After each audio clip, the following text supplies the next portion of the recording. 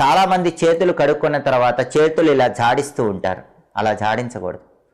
చేతులు కడుక్కొని wash basin దగ్గర నీళ్ళు ఇలా జాడించకూడదు. అలా జాడిస్తే దరిద్ర దేవత ఇంట్లోకి ప్రవేశిస్తుంది, లక్ష్మీ కటాక్షం తగ్గిపోతుంది. అలాగే ఒకరు ధరించినటువంటి వస్త్రాలు కానీ ఆభరణాలు కానీ ఇంకొకరు ధరించరాదు. ఆడవాళ్ళు ఈ విషయం బాగా గుర్తుపెట్టుకోవాలి. ఫంక్షన్స్ కోసం వాళ్ళ జ్యువెలరీ వేరే వాళ్ళకి ఇస్తూ ఉంటారు. అలా ఇస్తే లక్ష్మీ కటాక్షం తగ్గిపోతుంది. అది మంచి పద్ధతి కాదు. కాబట్టి ఒకరు ధరించినటువంటి బట్టలు ఇంకొకళ్ళు వేసుకోకూడదు. ఒకరు ధరించేటటువంటి ఆభరణాలు ఇంకొకరు ధరించరాదు. అలా ధరిస్తే లక్ష్మీ కటాక్షం తగ్గిపోతుంది. ఇంట్లో చెప్పులు వేసుకొని తిరగకూడదు.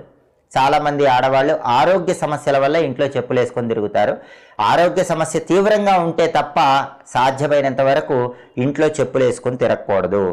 అలాగే శనివారం రోజు ఉప్పు కానీ నూనె కానీ కొనకండి. ఈ నియమాలు పాటిస్తే గనక మీకు అదృష్టం అనేటటువంటిది కలుగుతుంది, దురదృష్టం అనేటటువంటిది వెళ్ళిపోతుంది.